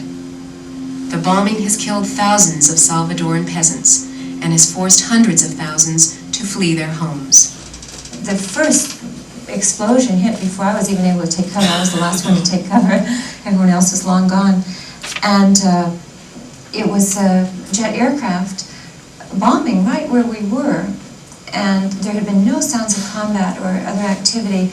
In March 1984, Mike O'Connor of CBS presented a rare network report on the Salvadoran government's bombing of civilians. Day 7, we witnessed a raid on a cluster of adobe houses, houses we had walked among the day before. There had been no sign of military activity. In fact, armed rebels are so intermixed with the civilian population that it is often impossible to bomb rebels without also bombing civilians. And there are thousands of civilians here. They say that bombs and the fear of bombs are a constant fact of life. Total decency. We're not bombing here because there's civilians. And then the more time you spend there and the more people you talk to, you realize, well, there's a whole body of evidence and testimony which says, you're bombing civilians. Coverage of the bombing has been sparse. The New York Times ran less than a dozen stories from 1981 to 1986 which mentioned the bombing. The Washington Post, the LA Times, and the networks have reported it even less. As a result, the American public has remained largely unaware of the bombing. I resist in the most vigorous manner the charge that we have not reported this thing. We've gone after it. It's a hard thing to report. We've done it responsibly. And because the U.S. government has worked so hard to try to discredit journalists who report things that they themselves did not see, journalists are very reluctant to try to cover things simply on the basis of testimony that they obtain after the fact from the people who may have been victimized by these things. They only tend to cover those things they see themselves, and yet by the very nature of this kind of activity, journalists aren't allowed to see it. In July 1985, NBC broadcast a story which suggested that civilians were not being bombed in El Salvador. President Reagan wanted to bomb this Salvadoran guerrilla stronghold after the June 19th murder of 4 Marines and 2 Americans, according to administration officials. But that was the president's dilemma. Many of the people are women and children. There are several thousand of them who follow the guerrillas through the Salvadoran hills. They too would have been killed in the retaliatory strike. So the president was blocked by the same constraints he faced in Lebanon. To strike at terrorists means either killing civilians in a crowded Beirut slum or the Salvadoran mountains, and endangering Americans, either hostages or diplomats. We are, said one defense official, victims of our own decency. This report is literally correct. U.S. pilots do not bomb civilians in El Salvador. Salvadoran pilots do the bombing. The United States trains El Salvador's pilots and provides them with the bombs and the planes. Since 1985, it is not only the bombing that has gone uncovered. Press coverage of El Salvador as a whole has dropped dramatically. Yet the conflict there continues, and so does our involvement. During 1985, U.S. aid to the Salvadoran government increased to $600 million. Well, I think the emphasis in Central America has shifted more to Nicaragua. That's the bigger story now. The war is less of a story in El Salvador. The fighting has gone down considerably since that time. We can't be everywhere at once. It's as simple as that. So, as events change and as the priorities of an administration change, or events develop in other parts of the world, we have to continually shift our resources to try to cover the event which has the highest priority at a given time. It's always a complaint that's made that you go into places when the story's hot and then you forget about it. Well, that's true. I mean, it's true of domestic stories and foreign stories. And I think that that's basically good for the administration, not to have the cameras there. That at this point the administration would just as soon have people regard that problem as under control, and if it's not in the news, it seems to be under control. Of course the public doesn't have enough information. That's exactly what Washington wants. Washington doesn't want an informed public, because an informed public is going to protest the policy.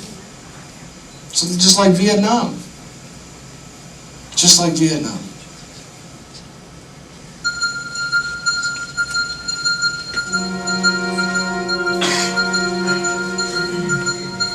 So I hope you remember that video, transcript on Blackboard. I can share it with anyone with some variety of views, but you get still a very narrow range of discussion. In terms of El Salvador, should the U.S. just invade El Salvador? Should it bomb them? Should it use heavier weapons? But not really discussion of maybe leave them alone and let them vote for whom they want to have leave the country. That's outside of the debate, the official debate. When they were actually allowed to do that, guess what? The FMLN won the presidency in 2009. Maria, that documentary about her saying why schools, no one thinks she became a minister in the government, going to the National Assembly.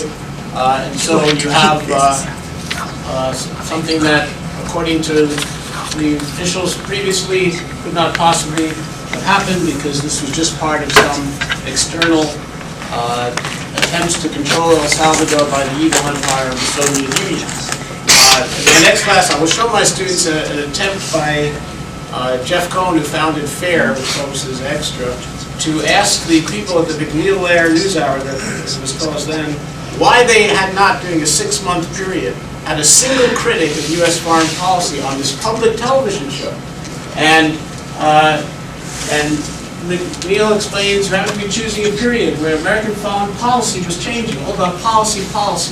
What Daniel Halen, who's interviewed in the film, talks about the difference between the journalism of experience and the journalism of policy. These documentaries present experience of the people in the country, and most U.S. journalism focuses on the policy of officials. And it just says, well, there was a consensus forming, should we not reflect the official consensus? And Jeff Cohn says, well, that's not what American journalism is supposed to be about. And yet, when they did a much more recent study, they found the same thing, that the same pattern of going to officials, and PBS just responds saying, don't you understand? We're a news show. We talk about the people who make decisions. So that is the focus.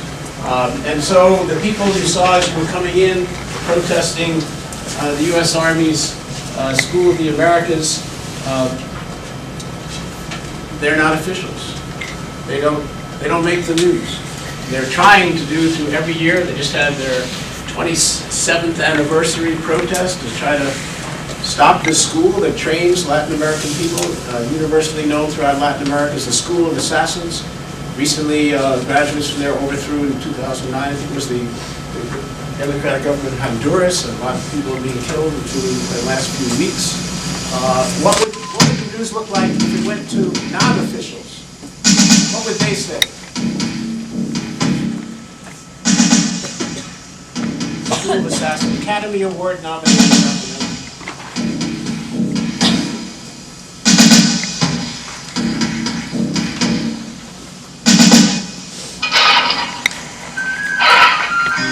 In the late afternoon of December 4th, 1980, an unmarked grave was found in a field in El Salvador. When it was opened in the presence of the U.S. ambassador, it revealed the bodies of 4 women. Mary Knoll's sisters Maura Clark and Ida Ford, Ursuline's sister Dorothy Kazel, and lay missionary Jean Donovan. Of the 5 officers later found responsible for the rape and murder of these women, 3 were graduates of the United States Army School of the Americas.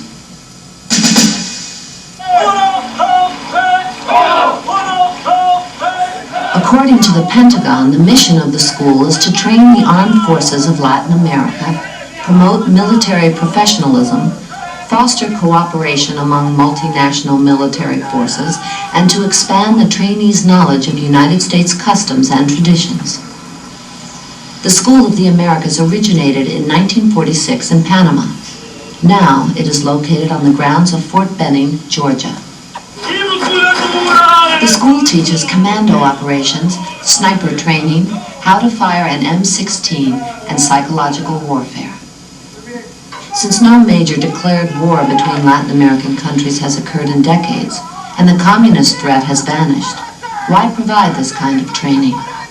Representative Joseph Kennedy. If you look at the course ranges that are offered to these individuals, they in fact are a dedicated way of teaching military leaders in foreign nations how to subvert their local communities.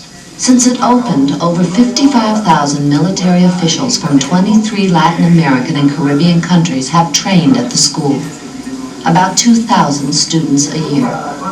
As facts have emerged about the school and its graduates, it has drawn the attention of a growing number of human rights activists, such as Maryknoll Father Roy Bourgeois. Just down the road here is this school, the School of the Americas. It's a combat school.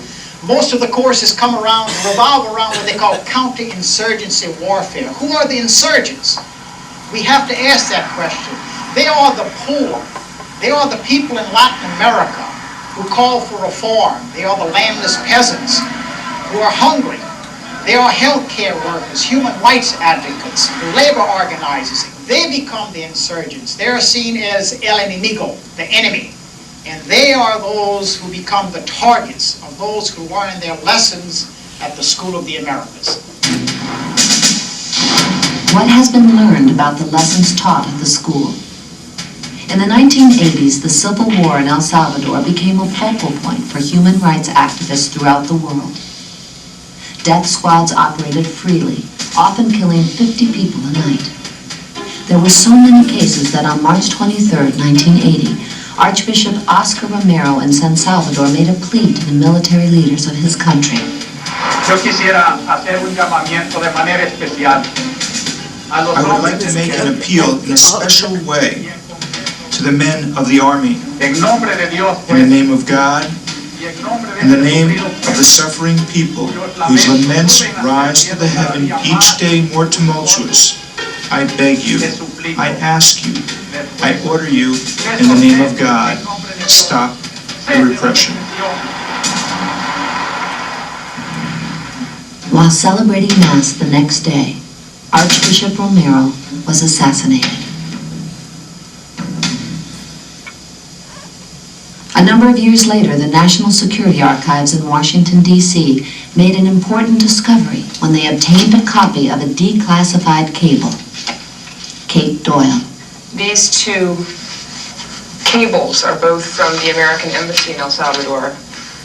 One is from Dean Hinton, who was then ambassador to El Salvador in 1981, and it discusses a meeting during which Roberto D'Aubuisson plans the murder of Archbishop Romero.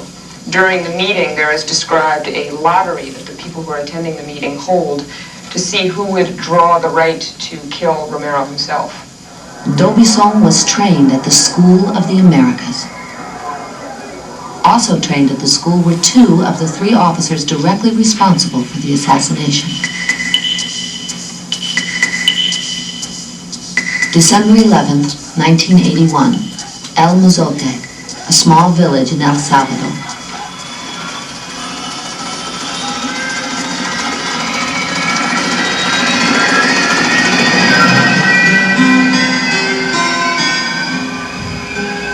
Primero llegaron y dijeron que todos salieran a la calle.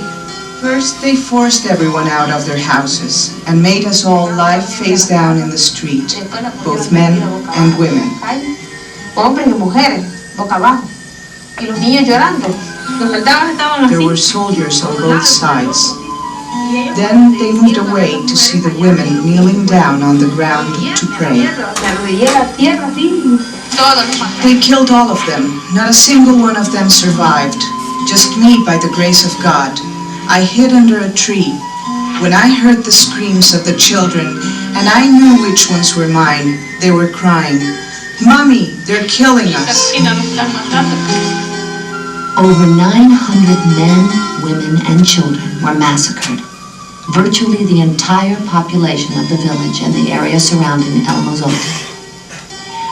Out of 143 bodies identified in the laboratory, 131 were of children under the age of 12, including 3 infants under the age of 3 months.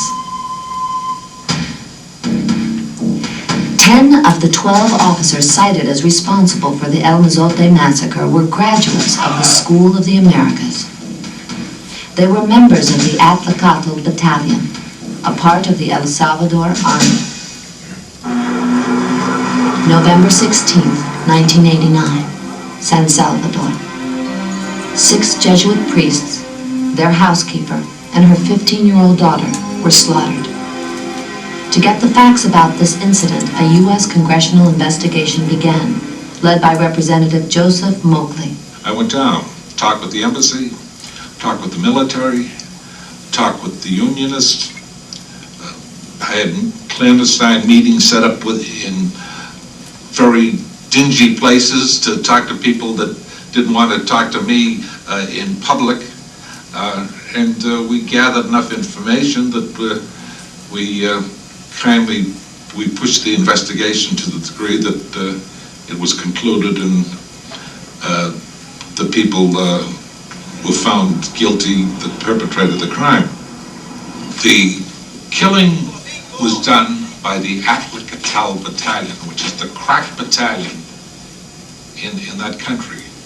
And these are the people, some of them had just returned from the United States, where they were taught a course on human rights, amongst other things. 19 of the 26 officers implicated in the Jesuit murders were graduates of the school, including Yushi Rene Mendoza, the lieutenant in charge of the squad that killed the Jesuits and the 2 women.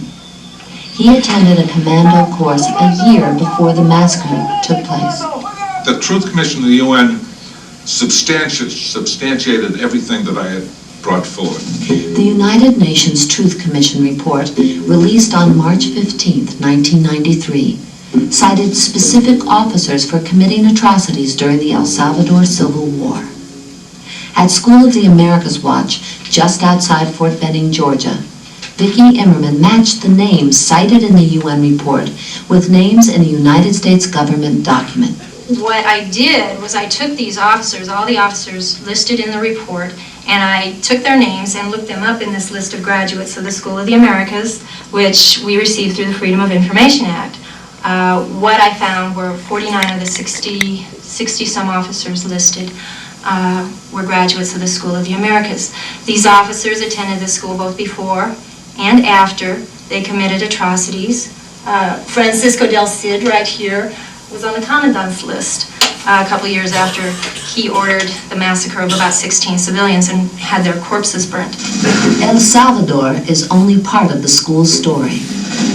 In the entry area of one of its main buildings are photographs of those the school honors, its so-called Hall of Fame. At the top of the list, Hugo Banzer, former dictator of Bolivia, a graduate of the school. Some of the others similarly honored are the former dictators of Honduras, Ecuador, and Argentina, and generals from 8 other Latin and Caribbean nations, many cited by human rights groups for involvement in human rights abuses in their own countries. Among other graduates, Manuel Noriega, former president of Panama, currently in prison in the United States. 4 of the 5 ranking Honduran officers who organized death squads in the 1980s as part of Battalion 316 are graduates. Half of the 250 Colombian officers cited for human rights abuses attended the school. The 3 highest-ranking Peruvian officers convicted in February 1994 of murdering 9 university students and a professor were all graduates. Also, the Peruvian army commander who brought out tanks to obstruct initial investigation of the murders. During the dictatorship of the Somoza family, over 4,000 National Guard troops graduated from the school. Many of them later became known as the Contras, responsible for the deaths of thousands of Nicaraguan peasants in the 1980s. The general in charge of Argentina's so-called dirty war was a school graduate. During that internal conflict in the late 1970s and early 1980s, an estimated 30,000 people were tortured, disappeared, and murdered. General Hector Gramajo of Guatemala was the featured speaker at the school's graduation ceremonies in 1991. Human rights groups claim he is the architect of strategies that legalized military atrocities in Guatemala, resulting in the death of over 200,000 men, women, and children. As a Catholic priest, as a U.S. citizen, I really feel a responsibility to speak out against that because of this. This does not lead to healing. It leads to death and suffering. In a way, this is a death machine. And this, I want to say, is very close to home because it's in our backyard. It's not out there in El Salvador. This is not in South Africa. We're talking about a school of assassins right here in our backyard, being supported and financed through our tax money. It's being done in our name. $30 million of U.S. taxpayer money was recently spent to renovate school headquarters and these housing units for soldiers attending the school. It's an outrage. It's the use of our tax dollars, American tax dollars, for what I think your average American feels is a distinctly un-American purpose. An amendment offered. On September 30th, 1993, the School of the Americas was debated by Congress for the first time in its history. It happened when an amendment to the Defense Department budget was introduced by Congressman Joseph Kennedy. Mr. Speaker, my amendment would reduce the Army Operation and Maintenance account by $2.9 million, the amount dedicated to running the Army School of the Americas at Fort Benning, Georgia. The intent of this amendment is to close the school. Why should we continue to fund and condone military inspired murder? Why should we continue to train thugs to kill their own people? Vote for peace. Vote for nonviolence. Vote for harmony. Vote for the Kennedy Amendment. 174 voted in favor, 256 against. We're only 30 or 40 votes short of winning. That means that if people around the country hear about this and write their congressman, we can win. This is an issue that we can win on. And what's very important right now, I feel, is to let our voices be heard. Bishop Romero said it best. Before he was killed, before he was assassinated by someone who trained at the School of the Americas, he said, we who have a voice, we have to speak for the voiceless. And I realize that we here in this country, we have a voice.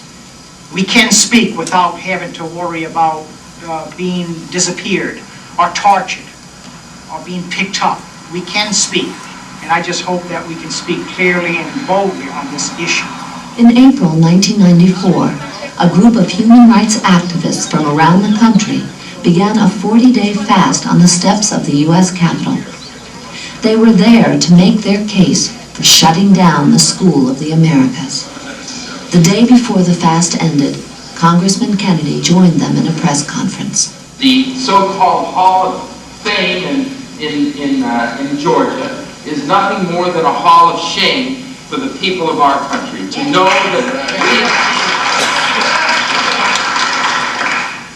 we as a nation and as a people have a right and an obligation to say what we believe in terms of how our dollars are going to be spent, and what we are saying unequivocally is that we do not want to be associated with the kinds of individuals that are torturing, killing, and maiming innocent people throughout Latin America. That's what this bill is all about, and that's what your commitment is all about. And we commit to working until this bill is passed. The next day, Congressman Kennedy's second effort to shut the school was defeated by a smaller margin than his first try. 175 voted for his amendment, 217 against. I'm not very educated, but in my simple words, I think that the only thing the School of the Americas has accomplished is the destruction of our countries in Latin America. Don't give us any more of that military aid. It would be better to help the poor who are in need. We need the voices of others, and we also need those letters to congressional leaders to let them know that we will not allow them to use our money to run a school of assassins.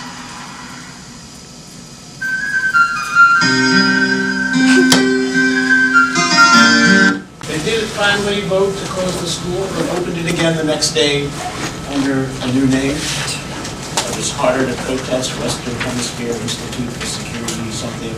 And now they're claiming it's not to fight communism, but to fight the drug war. The School of the Americas Watch keeps that same name. It's very hard to find coverage of these protests. Here's a rare clip of coverage of the protests, which pay close attention.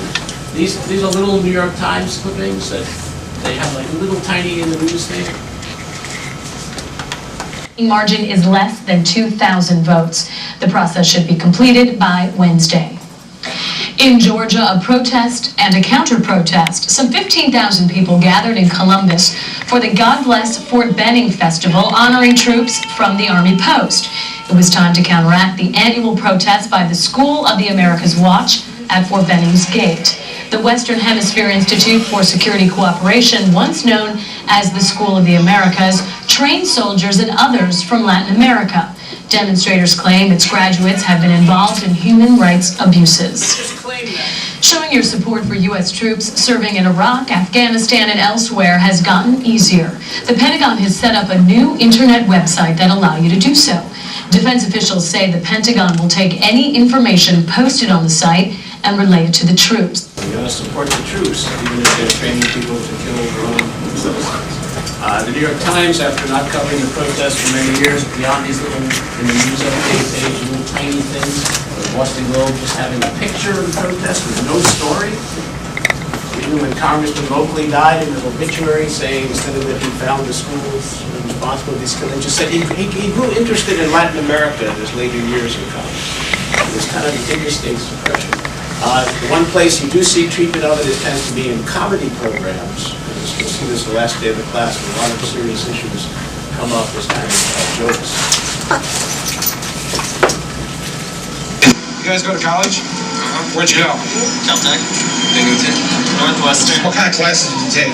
Took music theory, music history, a lot of biology. Biochemistry. Nothing in death squads? Water polo. Water polo? That's not death squads. It was pretty violent. Take any classes where you learned how to kill people? No, I can't say that I did. We did take a class in that actually. Yeah, Taekwondo. There's a school down in Georgia called School of the Americas that we fund with our tax dollars that trains Latin American soldiers on how to keep their people in their proper place, if you know what I mean. Would you like to see their recruiting film? Sure. Watch this.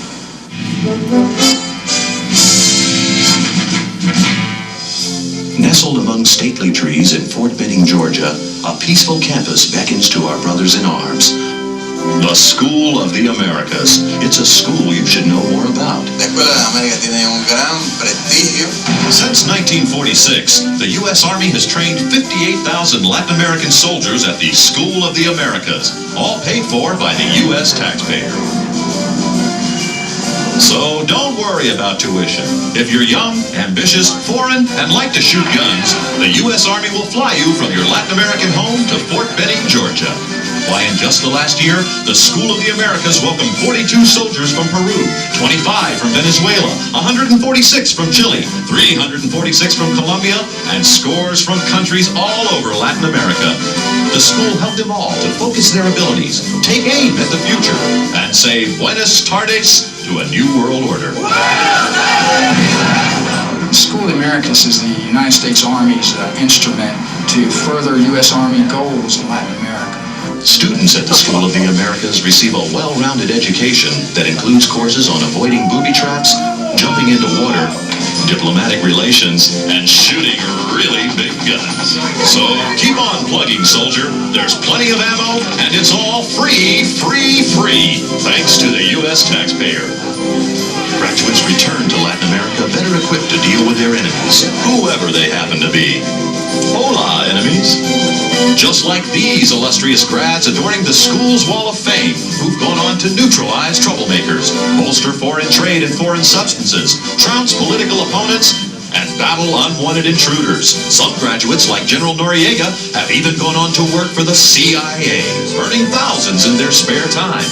This year, another 1,800 graduates from the School of the Americas will charge out and make their marks on the world, turning heads and making headlines, creating a big impression wherever they go, and even catching a few unlucky Americans off guard. La escuela no es culpable de que los militares vayan más allá de sus deberes o cometan errores. The School of the Americas, where the soldiers of today become the strongmen of tomorrow. One school that won't get its funding cut. Pay a higher tuition to fund this sort of stuff. And whether or not you accept everything you've heard today, I hope you've heard enough to realize there are a lot of things you need to pay attention to happening in your own country, because of your own country, around the world, that may complicate the stories that you're presented in the news media. You have the right, the freedom in this country to find out what's going on, take that opportunity. Almost no one raised their hands of actually using that opportunity, and get a little more perspective on why, when I speak in foreign countries and I say the U.S. media usually presents the view that the United States just goes around the world trying to help other people, and the audience erupts in laughter. And most people in Europe and other places, and of course in these countries, know a very different story about this country. They realize many Americans are ignorant of it, but they think you are free to control your own government, unlike many of these other countries, including those that have been given dictatorships by the United States. So use that freedom, ask questions, challenge everything you hear, including anything you heard here today, but check it out. Don't just say everybody has their own opinion. There are different ways to look at it. Yes, there may be, but there are also facts, and there are bodies. And last time, those who were here know that our whodunit, our mass murder mystery, turned out to be we-done-it. That, yes, Americans were helping them identify the dead, but they were killed by U.S. weapons, and the government of El Salvador was overthrown, and dictatorships that have ruined the country were put in by the United States. And this is a pattern of what we've seen in many other countries. Most people in the world know this. Americans want to know something about it as well. So those of you who can stay for a little debriefing, for therapy, for challenges, please do so. And we'll look at some updated fun stuff next time.